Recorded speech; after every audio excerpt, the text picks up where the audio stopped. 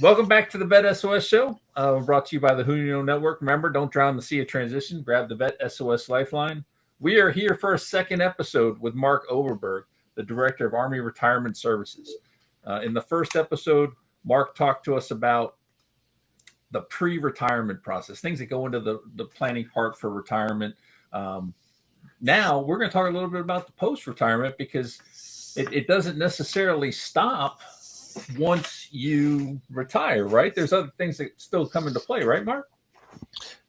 Yes, absolutely. And I have to say, this is one of the unique things that the Army does. It's a little bit different than the other services. So when my job is basically to do two things for the Army: is to prepare soldiers for retirement, and then once they retire, to take care of them and their surviving spouses for the rest of their lives. So we put these two things together, and out in the field at the installations, at the National Guard headquarters and the Reserve Readiness divisions, we have what we call retirement services officers. And these are full-time personnel who are there to do this whole thing, to pick people up, help them prepare, and then take care of them for the rest of their lives. Okay. On the installations, these are GS civilian employees. There are a few of them that are contractors. And then in the Guard and Reserve, they are uniformed service members. So we put these two aspects together. And so our retirement planning newsletter is called Change of Mission. And the reason we called it that is because we want service members to understand that when you retire from the military, you're still on the Army team. The Army still needs you, and you have a mission. So what happens when you retire is that your mission changes. So no longer are you training to deploy and win our nation's wars, but the mission becomes, once you're retired, to hire and inspire. We want people retired soldiers to help veterans get jobs, find employment. We want them to connect with Americans where they live and inspire them, because 50% of Americans say that they know nothing about the military. And that has a big impact on the second part of Inspire, which is to inspire youth to join the military as we did. We're having, Army, I'm not divulging any secrets here right now. The Army's having a little bit of a challenge with recruiting. Part of that is because Americans don't know about military service.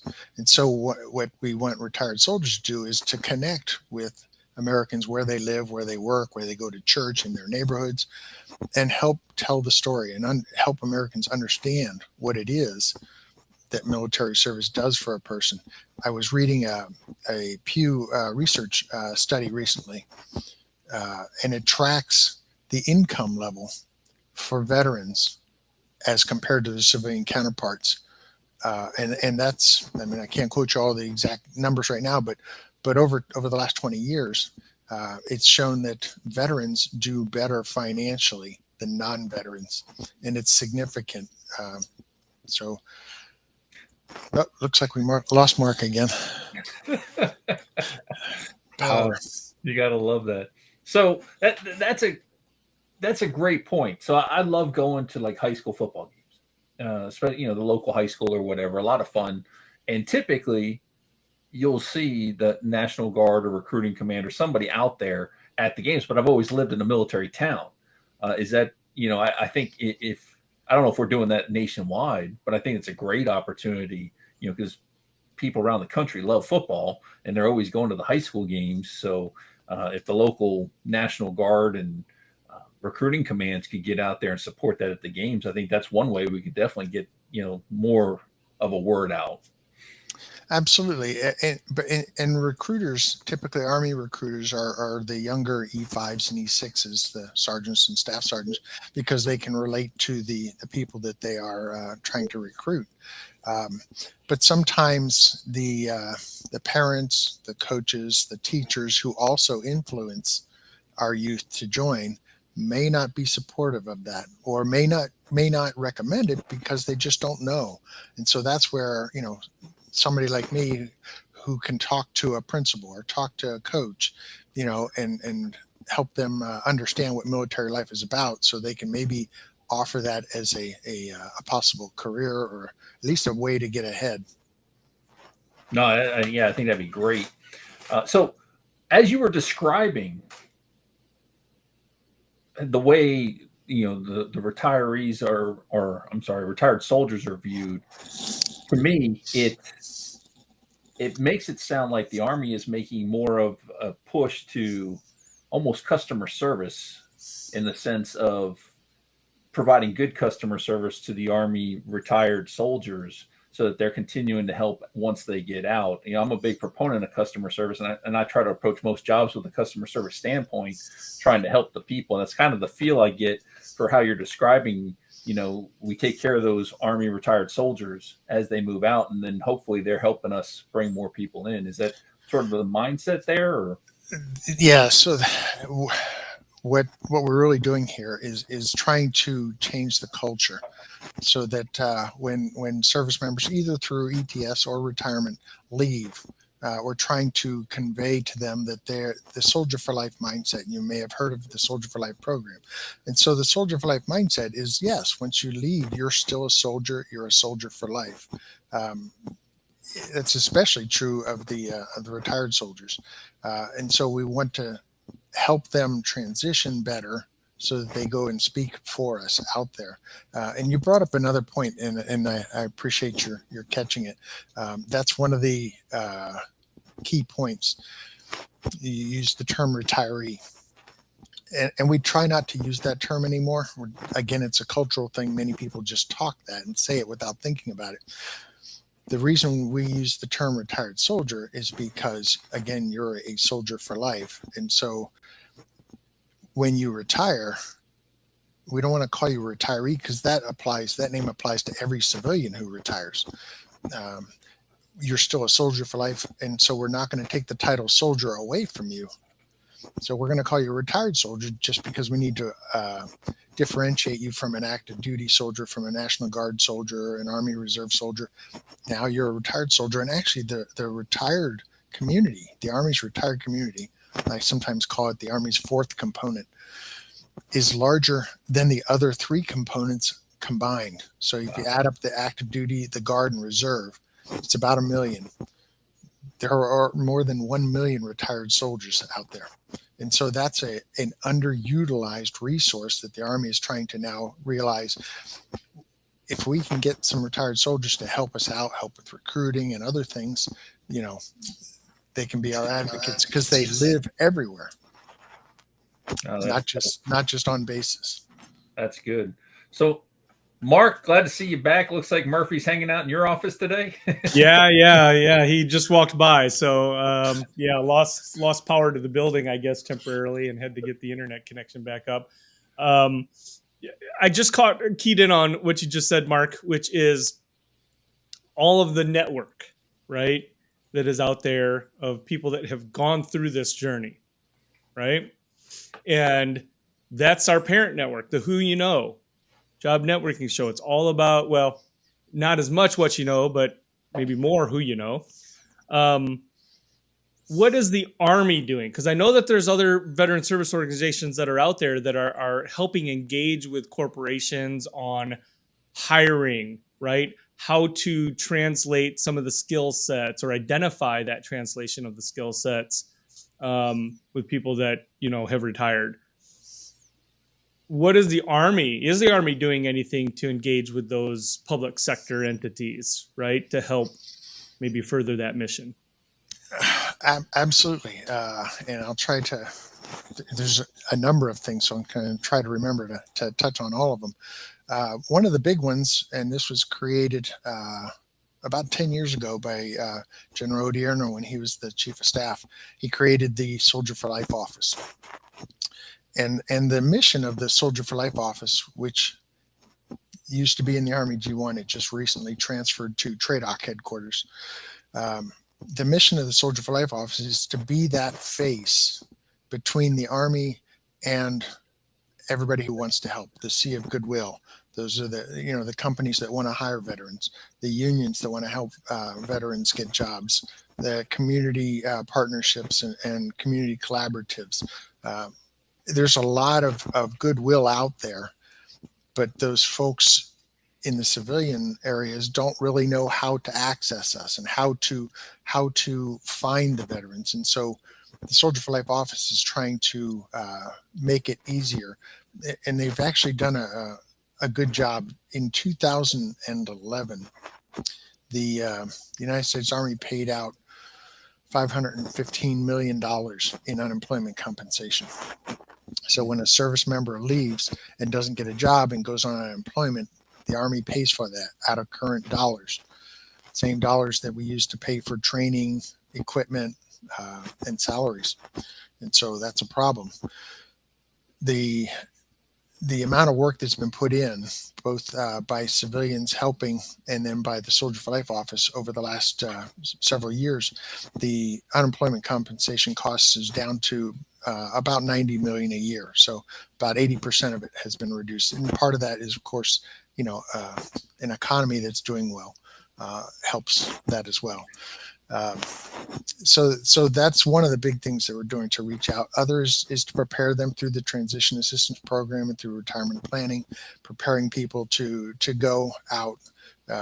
And then, once, the idea is if you're taken care of well, when you leave, you'll feel more like a soldier and you'll talk about the experiences that you had and those things that service just provides you. And I'm not talking just necessarily a technical skill, but the leadership skills, the soft skills, the discipline, the energy level, those kind of things.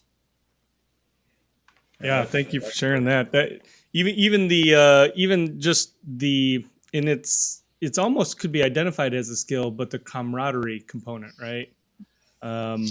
It's more of a thing, but I think that as far as that goes, your office in that program shifting, because the Marines kind of have that, right? Kind of that once a Marine, always Marine type mentality, but shifting that into these other branches, I think is key, right? Because you get out, and I've met other people that were in the Air Force, and we've got that connection, but there's not necessarily always that camaraderie, right, feeling. And so I think that shifting that mentality, shifting that mindset for people that are getting or have already been out of the military on how they can help, like you said, the sea of goodwill.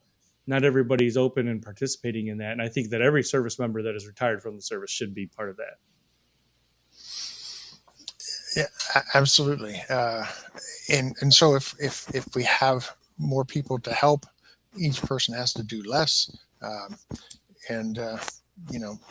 Service to the country is a good thing. And we certainly want people, and not everybody's going to come into the military, but we need our share to keep the nation strong. Yeah, that's absolutely true. So, in listening to what the Army's doing and trying to do with the retired soldiers, it got me thinking. I have a couple degrees from different schools, and I always get emails or letters from the school either asking for donations or to participate in something or what have you. So what happened? Is the Army going to be going that way? And what happens if I just want to be left alone? When I retire, if I don't want to, hey, I did my time. Thanks. Just send me my check. I don't want to. I mean, is that okay? Or, is there a deeper thing there that should be involved? So if you've done your complete term of service and you've retired and you just want to be left alone and retire, that's fine. Of course, there are some provisos and things. Retired soldiers are subject to recall. I mean, that's part of the deal. You can be recalled to active duty should we need it, but so generally that doesn't happen. The only time that would happen in an involuntary capacity is if there was a major war and we needed your skill set. We do voluntary recalls. I'll give you a great example, and this is really the Soldier for Life mindset in action.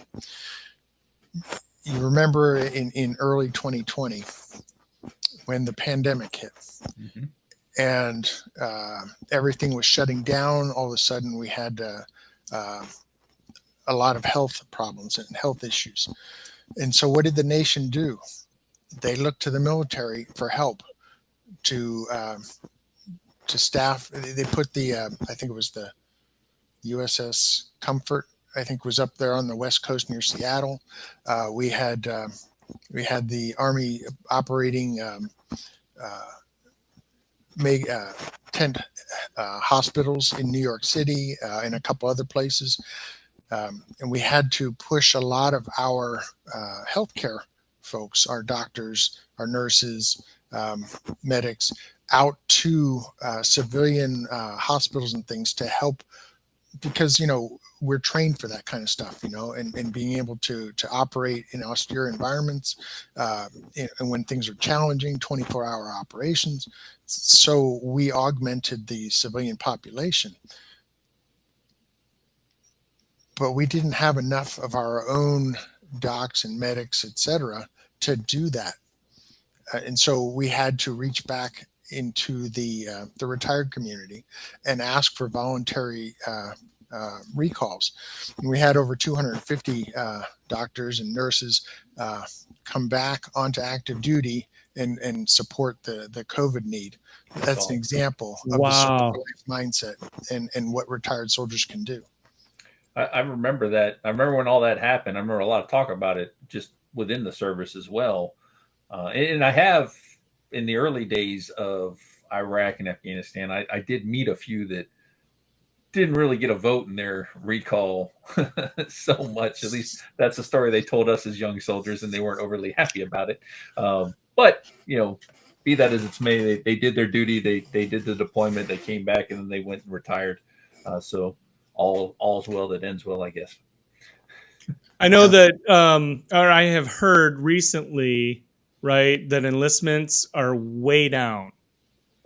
Is recall something that may be considered in an instance like this, or a situation that we're in? Generally, what we use recalls for right now is to fill niches where we have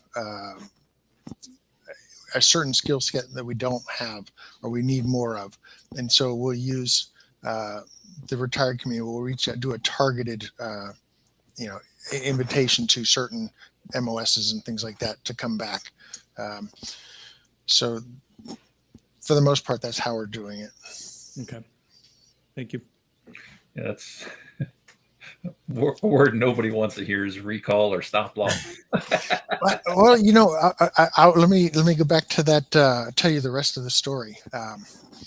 What we did, and we're refining our systems so we don't have to do this again.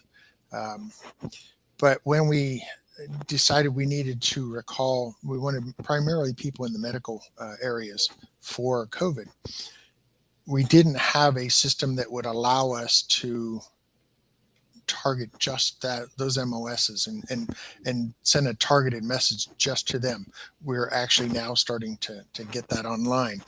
So what we had to do is we had to send a blast out through the connections that we have. Retired soldiers are required to let us know where they're living, and we also have access through their retired pay to their emails. And so we sent a blast out to about 750,000 retired soldiers. Wow. And said, hey, look, we're looking for people for a voluntary recall. We want people in the medical MOSs. If you're interested, here's the email. Send an email to Human Resources Command and tell them you're interested. We got 30,000 soldiers sent an email to HRC and said, yes, I'm interested in coming back. I'm interested in recalling me. Tell me more. What do you need? And so we had discussions with 30,000 retired soldiers. Wow. Now, we didn't, most of them, unfortunately, weren't in the medical MOSs that we were looking for.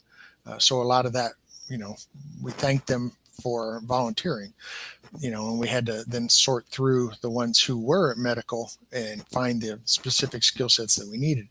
But we got to, anytime we reach out to the retired community, we generally get a very positive response. That's fantastic. That's kind of why I call them the fourth component. You know, they're out there for us. You don't get the take me off your distro email. No, and we wouldn't do that anyway. I'm one of those that I like to do that every once in a while to my captain, just to, hey, please take me off your distro. That's interesting to hear because, I was a medic, right? So I was a medic in the Air Force, but I was a medic, and I don't know how their force numbers are doing, but yeah, that is interesting. If they were involved with that as well, similar to the Army, I would have hit 25 in 2020. So there's probably a chance that, I could have been part of that program or part of that offer. That's very interesting to hear. So one topic that is near and dear to everybody's heart, and I know it's something, Mark, that you deal with probably on a regular basis, is the current inflation rate and how that's impacting everybody. So when you look at the retired soldier standpoint, at least I learned from my dad, who's retired Navy, that he gets a cost of living adjustment usually once a year, depending, it may fluctuate how much, but is there anything that the Army's looking at as far as, or DOD, I guess in general, looking at for COLA adjustments when it comes to the inflation? That's a great question. Inflation has been low for so long, people have forgotten how big of a scourge inflation can really be and how that impacts your budget. And so that's really one of the benefits of being retired from the military. It's one of those selling points because we receive a cost of living adjustment every year based off of the inflation rate. And so some pensions, civilian pensions, don't have that. And so it's one of the benefits we have. So I was just looking a couple weeks ago, because inflation has gone up considerably in the last year. And the inflation rate, the Consumer Price Index for urban wage earners, CPIW, that's what we use, for the previous 12 months was 9.1%. So we won't know what the COLA raise will be for January yet. We won't know that till after they do September's numbers. But it's probably going to be somewhere in the, depending on what happens, 8, 9, 10% area. So what does the COLA affect? Well, by law, it increases your retired pay. If you're receiving VA disability compensation, it increases that. If you're receiving combat-related special compensation, it increases that. If you are a surviving spouse who is receiving the survivor benefit plan, it increases that. So it really keeps inflation from cutting into those benefits that you've earned. That's really good because, I know when you get out of the military, you're counting on the retirement pay. It's part of your budget, part of your plan, determining how much you need. But then inflation hits, and that's not necessarily a number that you don't know what's going to happen with that. So it's good to hear that the Army or DoD in general has a plan in that aspect. And that's really good. Absolutely. Another thing I've noticed here lately, and I want to comment specifically with you on something I saw, but I've seen a lot more senior leaders in the Army specifically out on LinkedIn. A lot of the generals, someone like, I forget the general's name, but the one at Fifth Army in San Antonio, I was stationed there, so I tend to follow that base. The 10th Mountain CG has been on there, but then also you as part of the Army staff. I saw a comment where someone retired and made a comment about the way the package arrived and how it was kind of substandard. And you jumped right in about, hey, that's not the standard. That is not how we do business. So I guess a two-part question. One, why are more senior leaders and senior staff out there on LinkedIn? And two, what's the benefit that you guys are seeing from that? Well, I can't speak for other senior leaders. I can guess as to why. that they feel it's important to engage.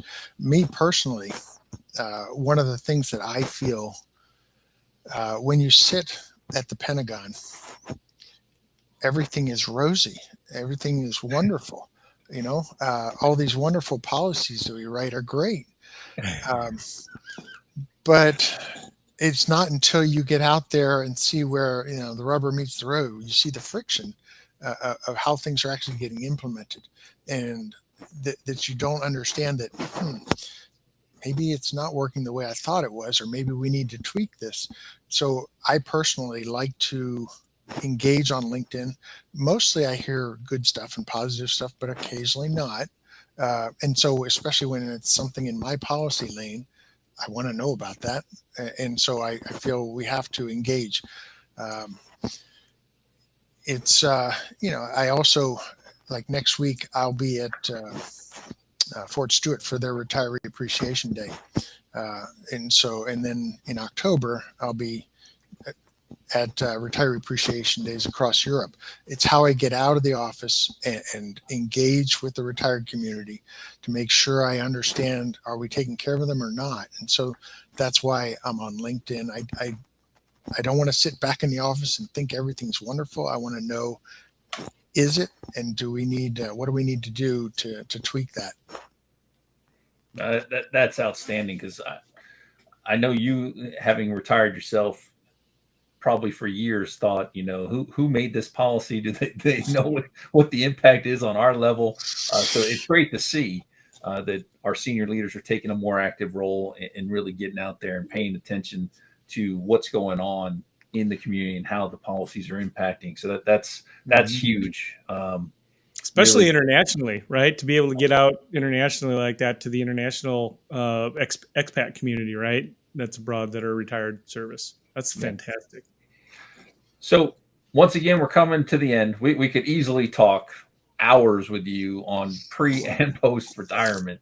We're going to have a special 40-part series just with Mark Overberg to really outline everything for the community, which will be great. But in closing, what is it that you would like? Because we got your one, key focus for the pre-retirement. What about post-retirement?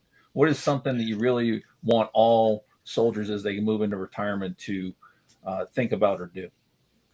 I would like them to understand and to try to achieve the mission statement for our retired community, which is to hire and inspire.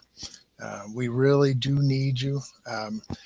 If you just want to retire and be quiet, that's fine. You can do that. We're not going to stop you from doing that. But we really need your help. Retired soldiers live in towns all across the country. The retired soldier might be the only military person that some Americans interact with. And so that's important. Less than 7% of Americans are now veterans. And so those that are veterans, we have to step up and we have to talk about what it is we did, why we did it, and what it did for us. That's huge. That's powerful. That's definitely a bomb drop right there. Mark, personally, I'd like to thank you as someone going through the process. The policies that you've worked hard to put in place and the processes you have so far have been absolutely wonderful. What day are you coming down to Stewart? I will be at Stewart the 15th, I think it is, 15th of September.